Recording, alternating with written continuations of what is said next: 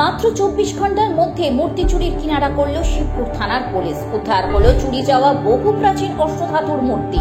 দিন কয়েক আগে হাওড়ার শিবপুর থানার অন্তর্গত হালদার পাড়ার জনৈক এক ব্যক্তি নীরেন্দ্রনাথ করের বাড়ি থেকে প্রাচীন একটি অষ্টধাতুর কালী মূর্তি চুরি হয়ে যায়। অভিযোগ, ওই দিন রাতে এক অপরিচিতা তাঁদের বাড়িতে ঢুকে পড়ে এবং মিনিট তিনেকের মধ্যে 1 ফুট লম্বা কালী মূর্তিটি নিয়ে চম্পট দেয়। এদিকে বাড়ি থেকে মূর্তি উধাওয়ের ঘটনায় উত্তেজনা ছড়ায়। অভিযোগ জানানো হলে তড়িঘড়ি তদন্তে নামে শিবপুর থানার পুলিশ।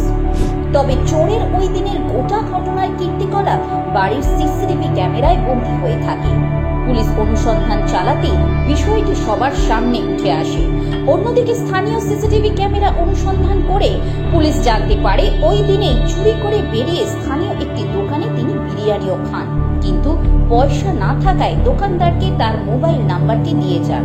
আর সেই সূত্র ধরেই পুলিশ পৌঁছে যায় ওই মহিলার বাড়ি। ঘটনার মাত্র 24 ঘন্টার মধ্যে অভিযুক্তকে গ্রেফতার করা হয় এবং তার কাছ থেকে উদ্ধার হয় বহু মূল্যবান প্রাচীন অষ্টধাতুর কালী মূর্তিটি। উদ্ধার হওয়া মূর্তিটিকে আইনি প্রক্রিয়ার মাধ্যমে অভিযোগকারীর হাতে তুলে দেওয়া হবে বলে জানানো হয়।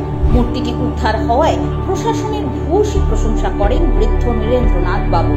তবে এই ঘটনাটির সাথে আরো কোনো বড় অপরাধী জড়িত আছে কিনা তা খতিয়ে দেখছেন শিবপুর থানার পুলিশ। চুরি বা ডাকাতির মতো অপরাধ করলে শাস্তি অনিবার্য। রাজ্যবাসীর সুরক্ষায় সদতৎপর পশ্চিমবঙ্গ পুলিশ প্রশাসন। চোখে থাকুন, দেখতে থাকুন friends of West Bengal police, মানুষের পাশে বিশ্বাসী। চ্যানেলটি নিয়মিত দেখতে হলে অবশ্যই লাইক, শেয়ার এবং সাবস্ক্রাইব করতে ভুলবেন না।